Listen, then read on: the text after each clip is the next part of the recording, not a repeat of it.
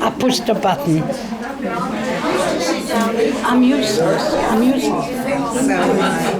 I'm telling you. You're vanished. Oh, no, don't worry.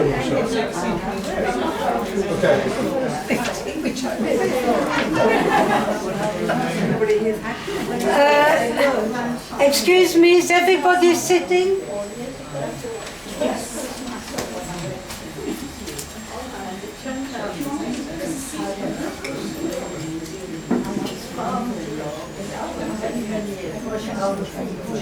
Oh, of course. Which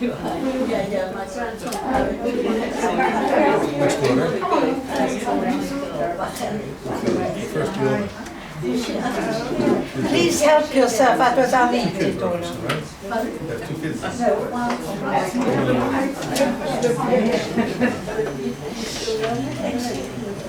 learned with my little bit a month ago we started during the week. She stopped when he got sick. We haven't continued. Excuse me, I was Polish.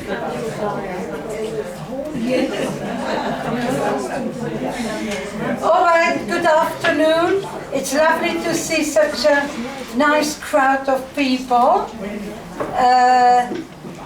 For months we couldn't get together because of unfortunately Corona, but thank God, slowly we're getting back to normal. I can see a few new people here. Whoever wants to join us, the Emunah from Beit Fagan, we meet every month and we're very nice. So I said one day somebody's going to believe me. I keep on telling it, you know. In any case, I'm going to ask. Yes, turn your phones off. I can't remember where I put mine. Never mind. I'll ask Shirley to introduce our speaker, please. Welcome everybody. It's my great pleasure to introduce our speaker today, and I'm sure that the initials OU are known to everyone here. The kashrut symbol of the Orthodox Union is found widely, I mean worldwide. You go for your lim to unusual countries, you'll find OU food available for you. But not so many of us are familiar with the other multiple facets of the work of the OU, especially here in Eretz Yisrael. And then that is why our important guest, Rabbi Berman, who is the Executive Director of OU Israel, himself grew up and lives and grew up in Israel since boyhood, is the person who's going to tell us lots and lots about it. Bernard's title, Connecting Kosher Food with Teens at Risk, is very intriguing. And I thank you very much for coming, and we're eager to hear your interesting stories. Thank you. Thank you very much for that warm introduction. And thank you to the Howitz for housing this event and so many other great activities for Emunah. I have the distinct honor of being a neighbor of their son and daughter-in-law and 4 incredible grandkids in Givat Zev. Meshulam is not only the gabbai of the shul, he also thinks he's the comedian in the shul. He's a dear friend of mine, and yeah, my kid's a friend with his kids. It's a pleasure. So when I got a request from Meshulam's mother to come here, I couldn't say no. So please thank Meshulam next time you see him. If you like this speech, if you don't, then yell at him. So I'm going to tell you a few words just about myself. And how long do we have? 2 hours?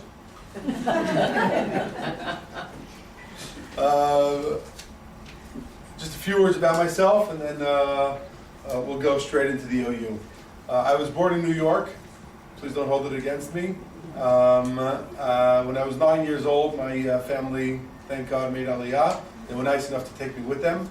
We lived in Kedumim, Ma'ale Adumim, Shiloh, Har Nof, and today I live in Givat Ze'ev. 21 years ago, when I was fresh out of Kollel in Shiloh, we were debating how and which way I would be able to continue taking my educational desire and passion and not only inspire the Jews in Israel, but I felt a personal debt to North American Jewry.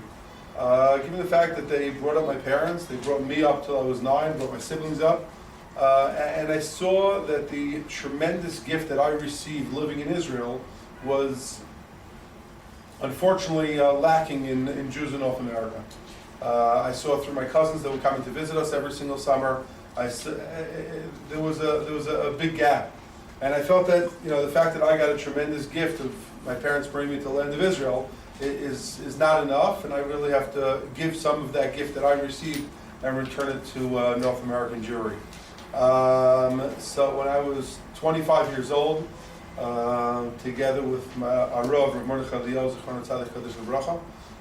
we debated what to do, and we checked out different options in North America. At the end of the day, we moved out to Vancouver, British Columbia. We moved to Vancouver when we had 3 boys, and we spent 5 years in Vancouver running NCSY. That was really my first position with the OU. Until then, all I knew about the OU was that I really liked Hershey bars and Heinz ketchup. Yeah, I had no idea that the OU did anything besides giving kosher supervision. Why is that? I guess when you look at my size, you can understand why, but generally speaking, Jews like food. So when you try to think of, what do we think of? We think about food more than we think about anything else. So we moved out to Vancouver, and after 5 years there, we had another 2 boys there. We came back to Israel with 5 boys. Moved to Givat Ze'ev, had another boy, and then finally number 7 and number 9 are girls. So thank God we have 7 boys and 2 wonderful girls and 2 grandchildren, obviously boys. Baruch Hashem, must be something about our genes. B'chol ofen, Your ancestors are where from? my ancestors, Yeah. I'm 3rd generation New York. I'm looking for my lost long cousin Berman, that's why I didn't know. Originally from Odessa. We're getting here. Okay. So thank God we are now back in Israel. When I notified Vancouver and New York that we were leaving North America and coming back after having the most incredible 5 years running NCSY in North America, based out of Vancouver, but doing the whole Pacific Northwest, I was asked if I would be willing to take the position here in Israel. After consulting with my Rav, I decided that I was going to take the position, and that was 16 years ago. Since then, we've been taking the OU from an incredible organization that it was then to an even more incredible organization that it is today. What's incredible about the OU, and what makes me so proud about working for the OU, is that we're not just an organization that knows how to come over to a wealthy individual that has the means to help and say, listen, we have a great idea. If you just give us your funding, then we'll be able to do X, Y, and Z. And that is phenomenal, and many organizations, almost all organizations do that. But the difference with the OU is that I come over to a person that has means, and I say, I want you to know, first of all, I know how hard it is to make money. I want you to know that for every single company that we give kosher supervision to, we work day in and day out to make sure that their Schedule A, their Schedule B, every single wrapper, every single product, every single bark, everything is matching, everything is working. Mashgiach is coming every single time that he has to. The pictures are coming out, they're going to the headquarters, everybody's reviewing the reports. A to Z is happening to make sure that you can get a Hershey bar or you can get a can of Pringles. Okay? There's a tremendous amount of work that goes in to make sure that OU is on there. So when I'm coming over to a balabas and saying, listen, please put $100 into something, and I'm going to put $100, I say, listen, I know how hard it is to work for that $100. I appreciate your $100, and let's do it together, and let's make this world a better place. So The OU today, thank God, after 123 years of activity. 123 years? Yeah, it started 2 years before I was born. It started in 1898. Yeah, it's one of the oldest and largest Jewish organizations in the world, Baruch Hashem. So ultimately, how did it happen? And does anybody here know what the first product was that had the OU? Tomato ketchup. Heinz ketchup, very good. Heinz ketchup was the first product. Second product? I'm from Pittsburgh, I was at the plant, they gave me baked beans. Baked beans. Baked beans was the second product. Very good. So, Lamaisa, how did it happen? The rabbis that came from Europe to America were walking into factories and saying, listen, we want to check out the factory, make sure we can go back to our communities and tell them that they can eat, right? You clearly know about North American history more than I do. But they were walking to factory after factory after factory, walking down and just going back to the communities throughout on Shabbos morning and telling everybody what they can eat and what they can't eat. Then they were just looking if there was no PIG on the wrapper, then it was fine, right? That's how it was then?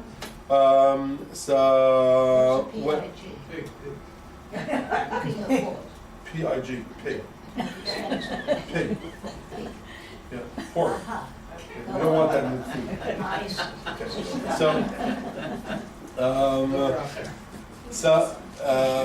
You say that one. You can't hear me back there? Concentrate. Kitzer, so the reality was is they're walking out of each factory and going and reporting back to the community. When they were walking out of Heinz, the owner of the factory said, wait a second, how are we going to tell everybody that they can eat it? And they're like, well, what do you mean? We're going to tell our communities, don't worry, everything's okay. They said, well, can we write something on the bottle? Right? Then it wasn't a plastic bottle, then it was a glass bottle, right? So, can we write something on the bottle? We're like, well, what do you want to write? He says, well, what do you guys call? They said, we'll call the Orthodox Union. Okay, so let's OU, and together on the spot, they came up with the O and the U. They put on that bottle, and that was the first product. And the OU went right after it was trademarked that symbol. Today, yeah. It's the Union of Orthodox Jewish Congregations of North America. That's the full name. But we go by Orthodox Union, and now we go by OU. It's like, we try to make things shorter. Does anybody know how many products in the world we have today that have the OU on them? Anybody want to give a guess? 10,000. 10,000? 1.2 million. 1.2 million products in the world. You want to give a guess how many countries were given kashrus in? 102 countries. 102 countries. They're just for comparison, the Eidah Charedis in Israel, which is the largest kashrus organization in Israel, has 260 plants, okay, that they supervise. Okay, 260 factories. How many factories does the OU have? 12,000. Okay, so if you take all the kosher food of the world and you put it on one scale, and then you take all the OU products on the other side of the scale, we're still 65% of the market. Now, why does that make me happy? Because the OU is the only kashrus agency, and there are 1,465 kosher agencies. The OU is the only one that takes all of its profits and gives it back to the Jewish people through activities that runs around the world. Okay, so my job in NCSY in Vancouver, well, we thank God we're Makarev thousands of Jews throughout North America.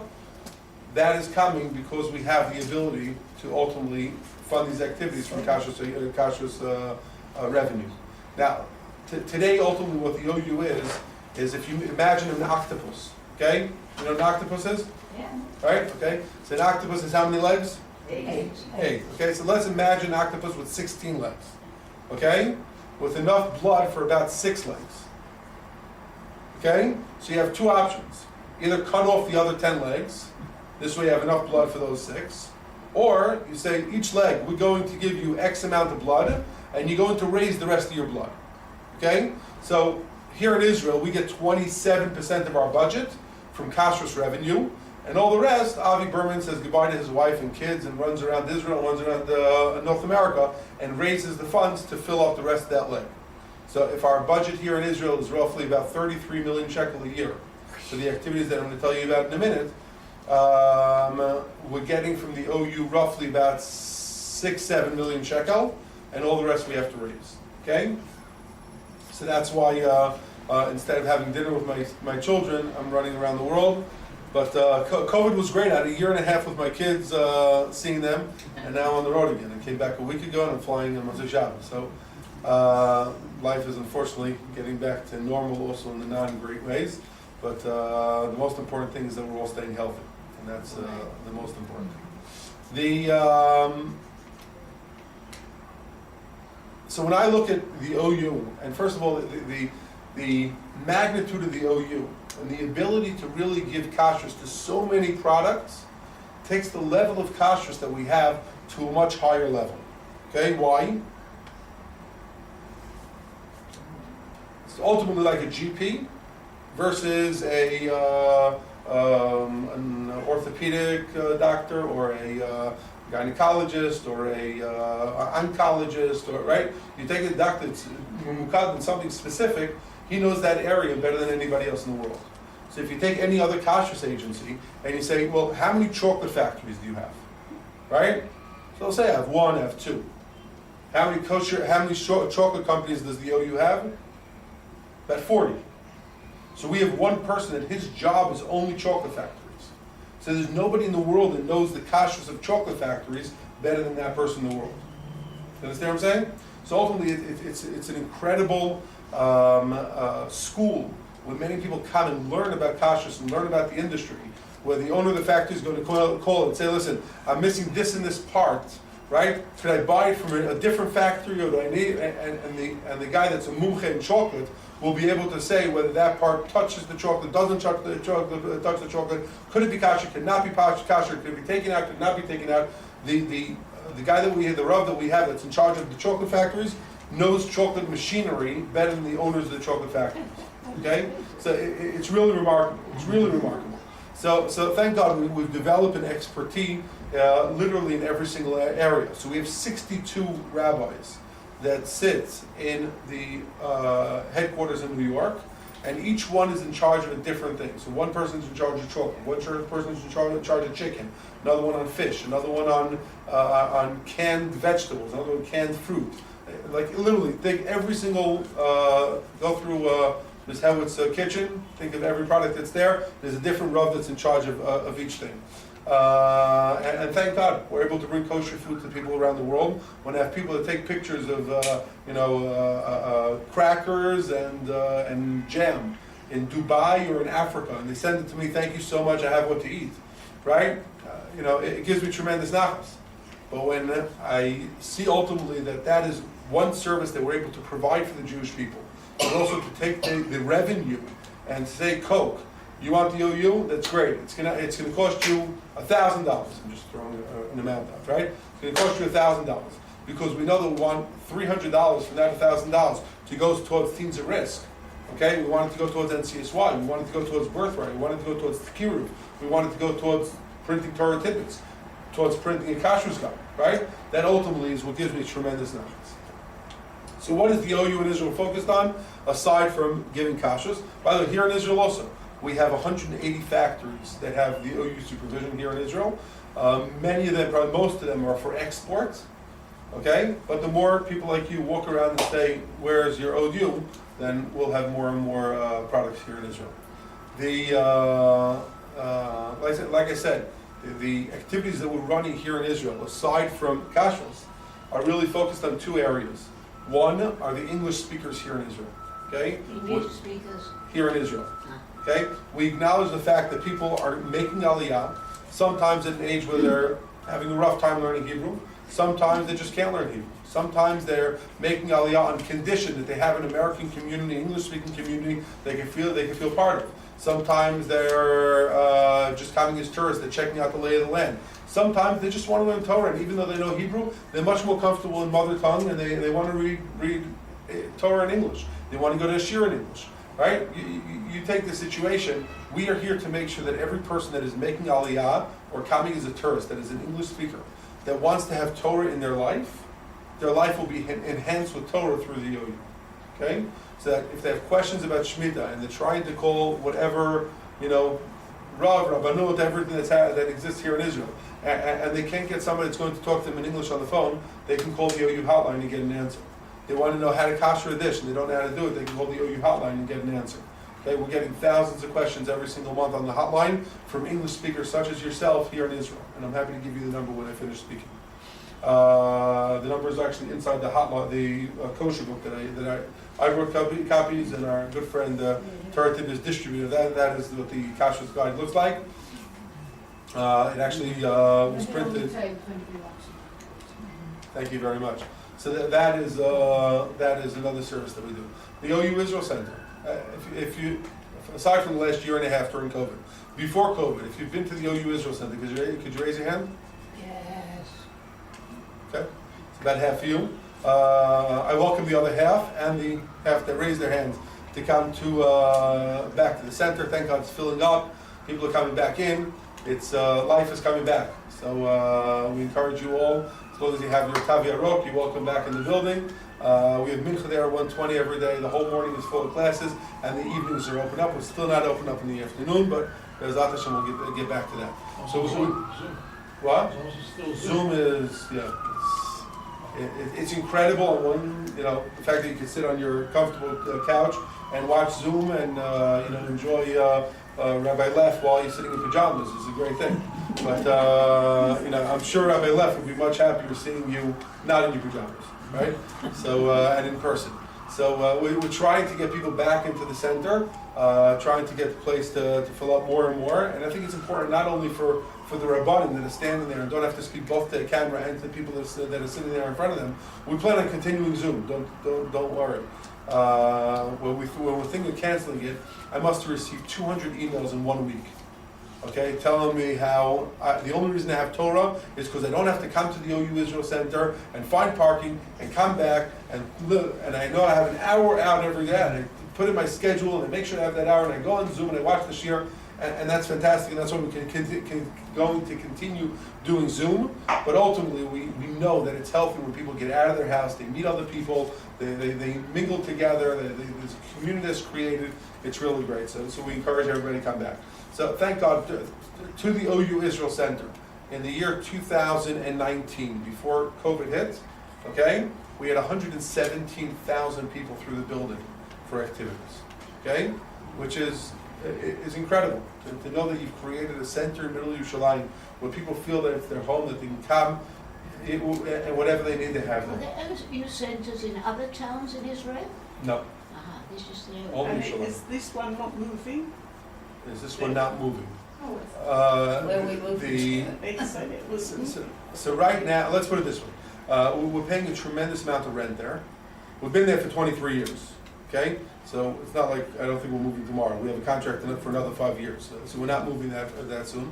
But it's no secret that I am looking for a permanent location.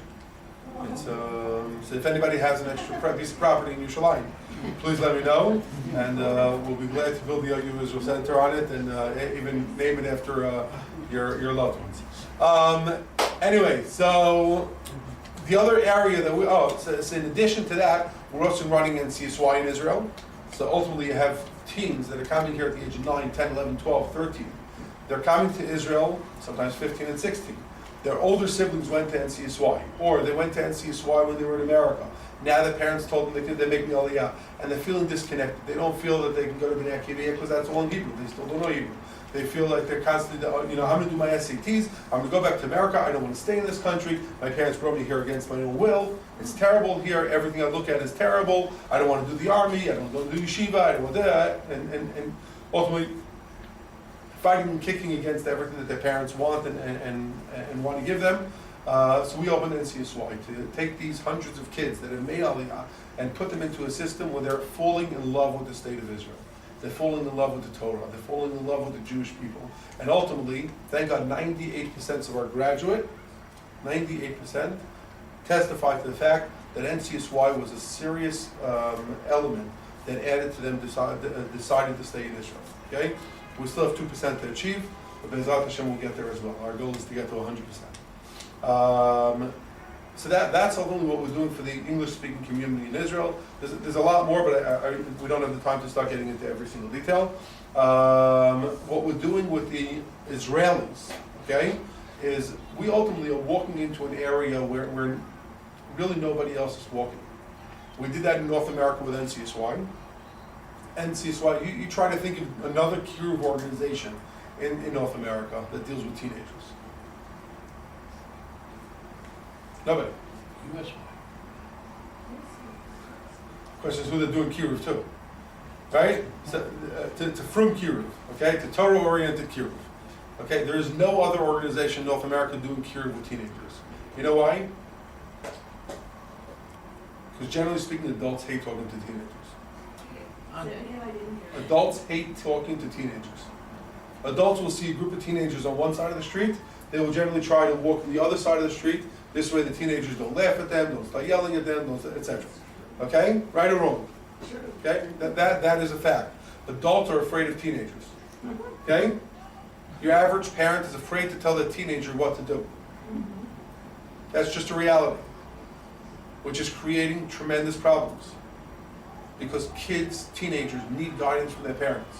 And parents are afraid to give them that guidance. They're lacking the confidence to know what to answer to their teenager. They feel that they don't know the lingo, their kids are much cooler than they are, they don't know the language of the land, and the kids do. They need their kids' help figuring out the electric bill, and if I just ask my kid for help, then clearly I'm not as good as my kid is, right? And all these different flavors that go into a pot that create a situation where parents and adults are afraid of teenagers.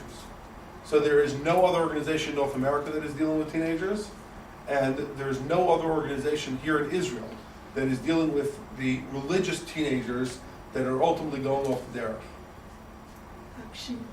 Huh? Hakshiva Beit Shemesh. They're dealing with a very, they're doing great work, by the way. They're doing really great work. But they're dealing with the Anglo teens that are going through a rough time in Beit Shemesh. Not national. Bnei Akiva is not working with teenagers. Bnei Akiva is working with 4th to 9th graders, and the ones that work that are the madrichim are individual people, individual 10th and 11th and 12th graders that they selected, 1 out of every 20 that will be madrich. All the rest of the kids from 9th to 12th grade have nothing to do with Bnei Akiva. Not in Ezra, not in Ariel, and not in Bnei Akiva. Okay? There's nobody else that is keeping our 9th, 10th, 11th, and 12th grade kids busy, right? Ask Meshulam, right? Is a kid in 10th grade, right? How old is Noam? Noam in You're not 11th grade, right? So what does he have to do with Bnei Akiva? He goes Friday night to Purat Bnei Akiva. That's it. Noam's actually in Madrid. So Noam happens to be a Madrid who's a great kid, right? But how many kids were in the Shevet? Right? 30, 40 kids in the Shevet. How many kids became Madrichim? 5. Yeah. You could wish. What? You could wish for there's 30, 40 in each Shevet. No, in Givat Zev. Trust me, I do onings at my house. I get 90 kids. Trust me, I'm very, very involved in that. Yeah, that's Okay, so in Bain Fagan it's no longer those amounts, right? But in Givat Zev, those are the numbers. Those are the numbers, and they literally handpicked those that they allowed to be madrichim, and all the rest have nothing to do with Bnei Akiva. So what are these kids doing? So if they're in yeshiva and they're in dorm from the beginning of the week until the end of the week, sometimes including Shabbos, and then they're in yeshiva for 2 weeks, and that's fantastic. And if they're in yeshiva and they're studying and they're loving their teacher, and they have after-school activities and they're going to play basketball with their class, etc., then that's great. And they've created a system for these kids, right? But what happens with those that are going to schools that are off in the afternoon and it's not dormitory? Or what's happened with those that are in dormitory but really have nothing? They're not connecting to the teachers. They're not connecting to Torah. They're not connecting to what's happening. They're getting off on Thursday afternoon to go home for Shabbos, and to be quite honest, they're not getting along with their parents. So they're trying to stay out as late as possible on Thursday night and roaming the streets. And the streets are offering them a tremendous amount of trouble. A lot of them volunteer. You talk, yes. You're trying to be Melamed Zchut and Klal Yisrael, and that's a beautiful thing. Okay? But the amount that are volunteering are the creme de la creme de la creme. Okay? The masses are not. We're dealing with thousands of teenagers on the streets of Yerushalayim that are roaming the streets that have nothing to do, and they're just being victims of every bad person in the country that is trying to do something bad. Okay, without getting into detail. Okay, so the teenagers are roaming the streets, and they're roaming the streets of Kiryat Shmona, and the streets of Dimona, and the streets of Akko, and the streets of Nahariya, and the streets of Rehovot, all over. This is not just a Yerushalayim problem. This is a problem all over the country. So what we've done is we've opened 22 clubs across the country. And we have close to 200 staff across the country. 200 staff. We have a total of 320 staff. Okay? But we have close to 200 staff that are literally busy throughout the night. Right? From 6 o'clock and on, busy with these teenagers every single night. Besides Friday night, that I let them go home for dinner, and then they could also have kids over for an oneg after dinner. Okay, but literally they're moving into these rough neighborhoods in cities like Kiryat Shmona, Dimona, and Akko, and Yerushalayim. They're coming from all the areas where the kids are living, and ultimately opening a club and allowing these kids to come in and have an advisor to talk to. Where the advisor is not going to go back to your Rebbe in yeshiva or your Rabbanit in Emunah and say, listen, this guy came over to me and asked me, how do you know there's a God? Because the kid is coming and asking, how do you know there's a God? There must be a serious problem with his learning Gemara. There must be a serious problem with his learning Torah. Right? So they don't want to ask these questions in yeshiva. So the questions that we're being asked. I'll give you a perfect example. When you walk into the Zula, and I wanted to show you a video, do you have a WhatsApp group you can send out a video of everybody? Yes. We don't have it, not everybody's in. Not everybody. So I'll send you a video. If you can send it out afterwards to whoever, which will go, to see what we're Through doing. the emails we can. Through email. Okay, perfect. I'll send you a YouTube link. What is it called, Zula? What is Zula? The teenagers call it Zula because Zula means laid back in Turkish. Turkish. Yeah. Okay? Well, I guess we didn't take just that coffee, we also took that word. But we refer to the word as Zula as Zulashin. This is for HaKadosh Baruch Hu. Okay? So, when you walk into the Zula, you will see teenagers, okay, from your neighborhood and from other neighborhoods that I'm sure you all know either their parents or their grandparents. And when they're sitting in the house on Shabbos, the parents are begging and praying that the kid would just sit down at the Shabbos table and sing his mirrors. And they refuse to do it at home. But when they come in the Zula, you see the same kids sitting in the center of the Zula with candles in the middle and guitars around, screaming at the top of their lungs songs to HaKadosh Baruch Hu. You see them picking up food, right, and making the bracha as loud as possible. Now, why are they not doing it? What? It's like going to summer camp for them.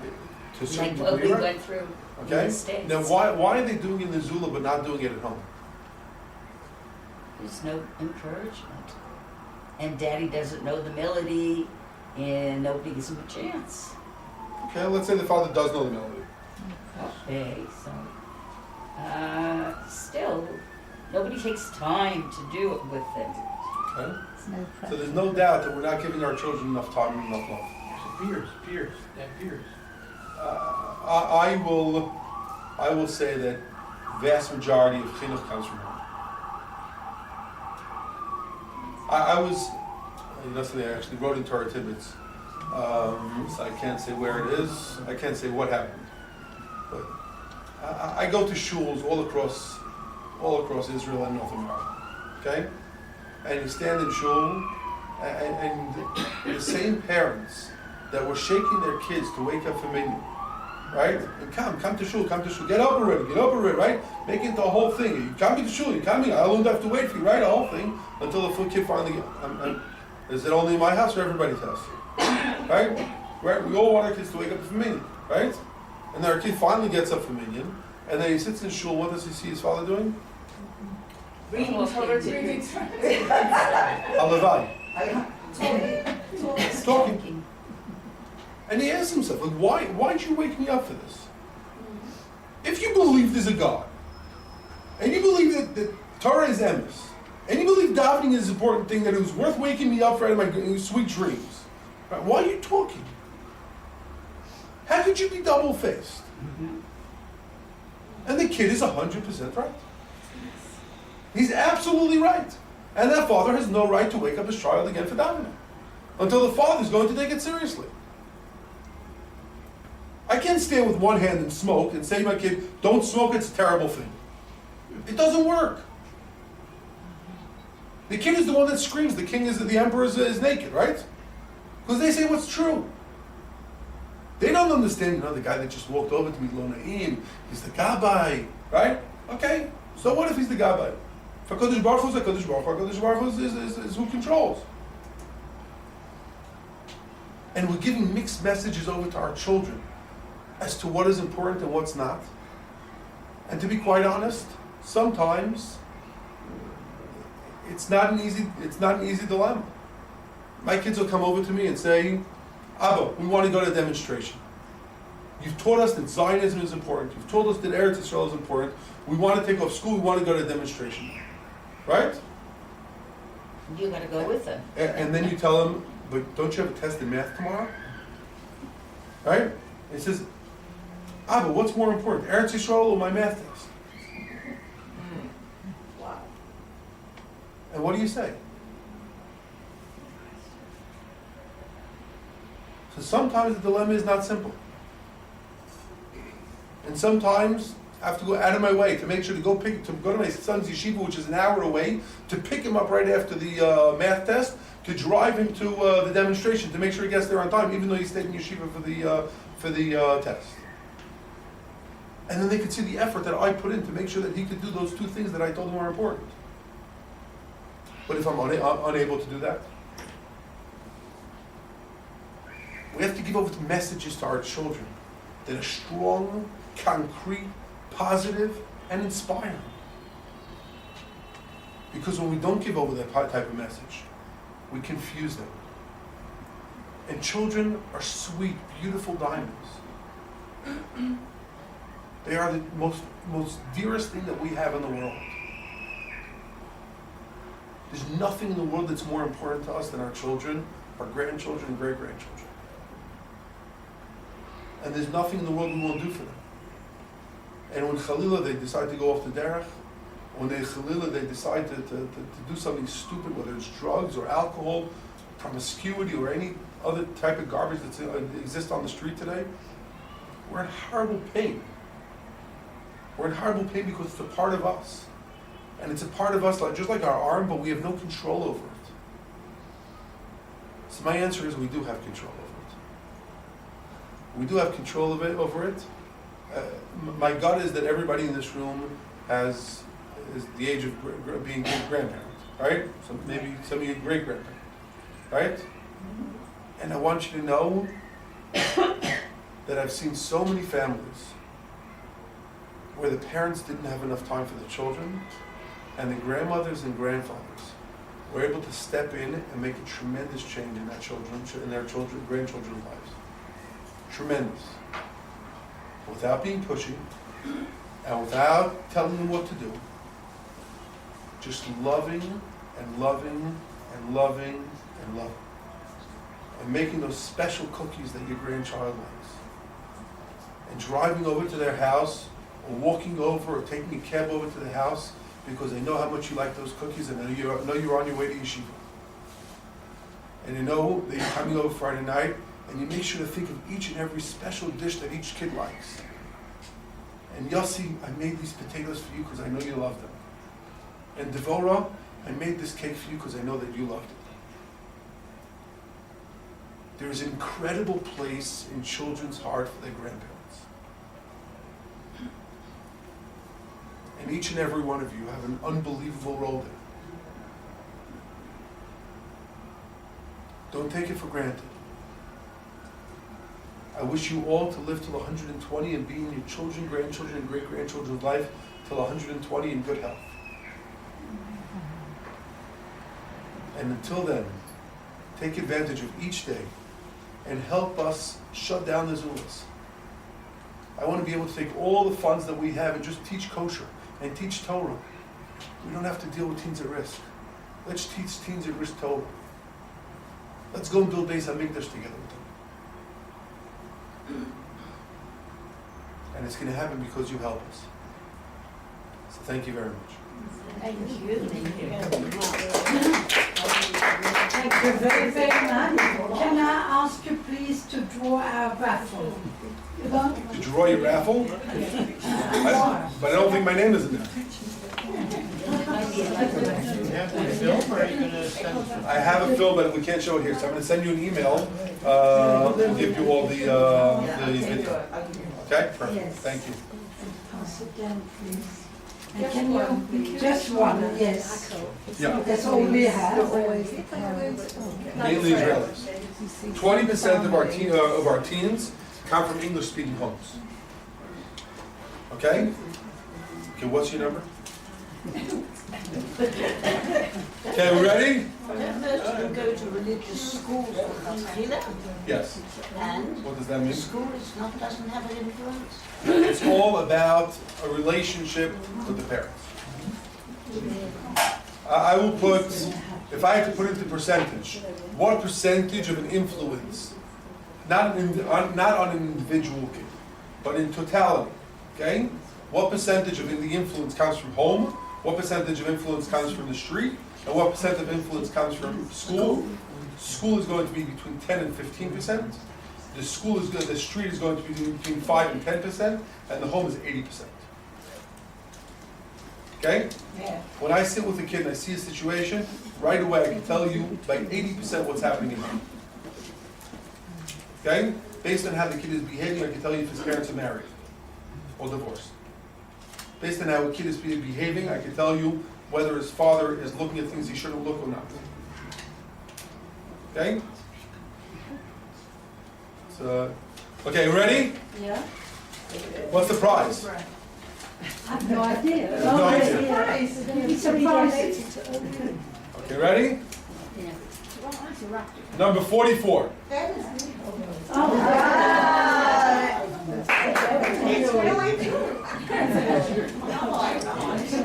Thank you very, very much. You're very welcome. So as I said, we have kosher guides here if anybody wants them. Yes, whoever wants to Okay. stay here. So, whoever And wants- please, can you eat the cakes, because otherwise I know who's going to eat them.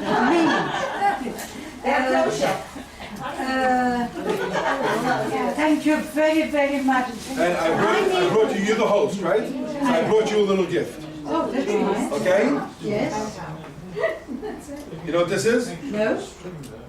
I'll soon find out. Yes, you will. It's something really cool, actually. Yeah? Oh, that's. It's a runner for the center of the Oh, table. that's lovely. Thank you Okay? very much. But it's also a trivet. It's a, Yes. that's See what lovely. happens on- Thank you very much. Okay? So please enjoy. Now, I need a favor of yours. Yes. Yeah. I presume you're taller than me, right? I'm not sure, but I can hope. Yes. Can you change the time of the clock? I can't reach it. It's good thing I came today. I was looking for someone. I can't reach the thing.